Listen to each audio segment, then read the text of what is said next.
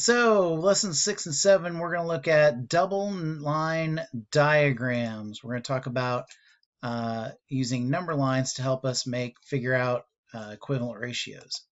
So, today's I can compare and contrast discrete diagrams and double number line diagrams representing the same situation. I can how? Hang on a second.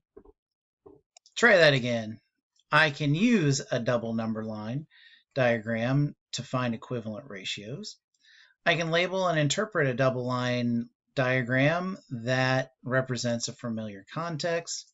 I can create a double number line diagram correctly place and label tick marks. We'll talk about what those are to represent equivalent ratios, and we'll know what per means, what that means mathematically. So once you've got your I cans, let's dig into this. All right, so first thing is we're going to do kind of a sort of warm up here. This kind of relates to what we're doing with the tick marks, okay? So taking a look at this, which of these would go first and where would it go? Yeah, it'd be the smallest one, right? Which is the 1/4. Okay, so if we did this, if we were going to use this line, I'd have to go through here, and that would be 1. So the tick marks are just those little places where we have in between things, and you can label them however you need to. All right, well, the 1/4 would go first, but it's kind of hard to see where that would go. What's the rate for all of these? All of these are by what? Yeah, if you look, we go from 1/4 to 1/2, and then we have 1 3/4, 1/2, and 1 75/100. So it looks like to me that each of these kind of make about a 1/4 jump. So I need to chop this up into 1/4. So I'm going to first cut it in half, and then I'm going to cut the halves in half. Okay, I know it's not 1000% accurate, but bear with me. I'm drawing on a computer with a mouse. So what's going to go in each of these? Well, this would be 1/4, this is 1/2, this is 3/4, this makes 1 whole. So the 1/4 is going to go down below here. Actually, hardly move at all. The 1/2 will go in the next spot. And I need to do the same sort of things over here. So that would be 1 1/2. And I'm cutting in fourths again. All right, so I've got both of those done. Which of these would go next? Well, I hope that you know 1 5/10 is the same as 1 1/2. So that would go right here. All right, what goes next? 1 75/100 or 1 3/4? Trick question. They both go next because 3/4 is an equivalent fraction to what this decimal would make as a fraction, 75 over 100, because you multiply both those by 25. And so both of these actually go here. So the tick marks are just breaking it up equally so we can see where everything goes and order it correctly on there. So we were looking at our double our drink mix the other day and trying to figure out how it worked out with everything. So let's remember and think about that. When we talked about one of those mixtures with that drink mix, we had a certain ratio, right? I think it was 4 to 1. What do we need to do to double the batch? Yeah, we had to put twice as much of both parts. Okay? So think about it here. So here's the same diagram from the other day. We had 4 teaspoons of sugar to 1 cup of water. And what we've got here is a double line graph. We've got drink mixes on the top part, or drink mix, or sugar, or whatever it is, and the water in cups down below. And we have them labeled so we know what each part is. But notice how these tick marks line up in both of them. And look at what happens. Yeah, they go up by the same rate. So how do we know that these are all equivalent? It's our first one here. because they move up at the same rate. How does 4 go to 8? It doubles. How does 1 go to 2? It doubles. How does 4 go to 12? It triples, right? You're adding 4 each time that you're going on one of the tick marks here. But label it moving at the same spots in the same space. Every time you go to a tick mark on this part, it only goes one place. But it still works with our math. To go to 16 to 4, it's still 4 jumps to make that to 16, isn't it? And it's 4 tick marks to get to 4 here. Okay. So if we know 3 cups of water, we know that we've got 12 teaspoons of the drink mix. If we add 16 drink mix, we need 4 cups of water. What about in these final boxes here? What are the numbers that go in there? Yeah, they should be the next jump bigger in both of these. On top here, since I'm going only one more tick mark each time, the pattern is to add 4. So I have to add 4 to that, which gets me 20. Here I'm only adding 1 each time, so that gets me to 5. Does this still work the same as what we talked about earlier, that for me to go from 4 to 1 ratio to this final box, it's 1, 2, 3. I have a total of 5, don't I? That's including where I've started.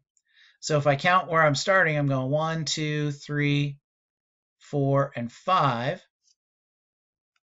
That's the next number, isn't it? Same thing here. I'm starting here. I'm going 5 times to get to, I have to go to 5 different lines to make this. So 4 times 5 still gives me 20. 5 times 1 still gives me 5. What would be one more? Well, it would be 6 total from the beginning. 6 times 4 is 24. Here it's only one more than the previous, or 6 times. We have to go a total of 6 jumps to make it, which gets us 6. So really, you can think of it as including that you're at that number, but you're also kind of starting back here. If you go 6 times, still is the same thing. So I said it's slightly different than I was supposed to, but still pretty much the same thing that I'm talking about, is that what we're doing for each time is still keeping the same rate to change. If I want it 1 time, I go 4 to 1. 2 times, going to be 8 to 2. 3 times, 12 to 3. 6 times, 24 to 6. So what is that double number line diagram for? It's really just to help you with seeing how to convert those and keep everything lined up and make sure that you're moving in the same amount. The numbers on the tick marks represent what? They represent what is supposed to be for each per the other part, like how they are supposed to relate. So in that previous one, we had 4 to 1. If it was like we did with the one thing with colors, which is our next thing, it was a 1 to 1 for what we worked with. Okay. So a double line graph, a double number line graph can help us, instead of drawing out pictures, it can be much more compact and help us to see kind of in a visual way what it is that we're supposed to be trying to compare and create. Okay, so a double number line diagram uses a pair of parallel number lines to represent equivalent fraction or equivalent ratios. Locations of the tick marks must match on both numbers. They should both start at 0. But the numbers after that change. If you look carefully here, you're going to see that with this, we have a ratio of 3 red to 5 yellow to make a type of orange. And if you look, each time you're adding 3 to the top number line and 5 to the bottom number line. So if you go just one time, it's 3 to 5. If you go 2 times, 6 to 10, and so on and so forth. All right, let's think about that, the colors that we were talking about the other day and such. So if we're going to make light blue paint, the recipe that we have here for Elena is that it's going to be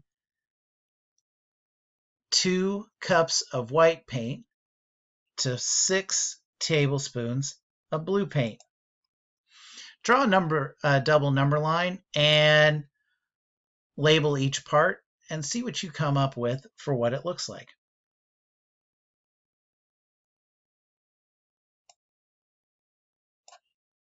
So my top has white paint and my bottom has blue paint. Okay. And you should have taken a picture of what you did so that way I can see it and you send it to me. What goes in the first part here? Well, this is 2 to 6 ratio, right? Can those numbers be changed? Could we make them smaller equally? Yeah, I could make this as 1 cup of white paint to 3 cups of blue paint. 2 cups white paint, 6 cups or 6 tablespoons blue paint. On top, each time we go one of the tick marks, it's only going 1, isn't it?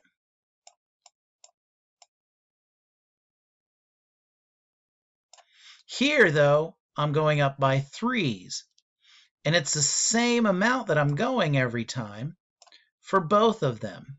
I'm multiplying by the same things. Oops, that's not right. 12. And that should be 15. So a 2 to 6 ratio is equal to a 1 to 3 ratio, a 3 to 9 ratio, a 5 to 15 ratio. What should be the last one here?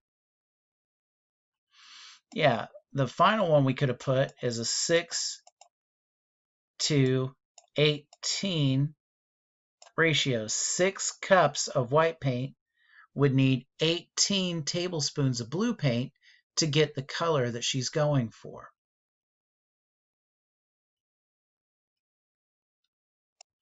So when we were talking about before, another way we could say it, instead of saying 2 cups of white paint for each, or for 3 or 6 tablespoons of blue paint, we could say that it's 2 cups white paint per 6 tablespoons blue paint.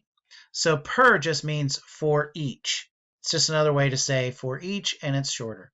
So if you had a ratio of $5 per ticket, the ratio is 5 to 1, isn't it? You buy $5 per 1 ticket. You buy 4 of those tickets, it's going to be $20. Why? Because for each ticket, it's $5. So 4 times a 5 will give you $20. So remember, your tick marks in both lines need to be equally spaced. They should line up from each other, so that way you're moving in the same rate. Will the numbers on both lines stay the same?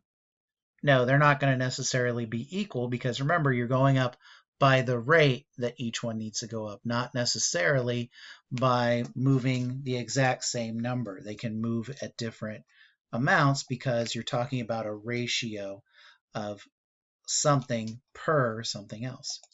So those are all of our goals for today. I know it's a shade long. Thanks for hanging in, and enjoy your work. It's not bad. It'll be okay. Make sure you ask questions if you're still having trouble.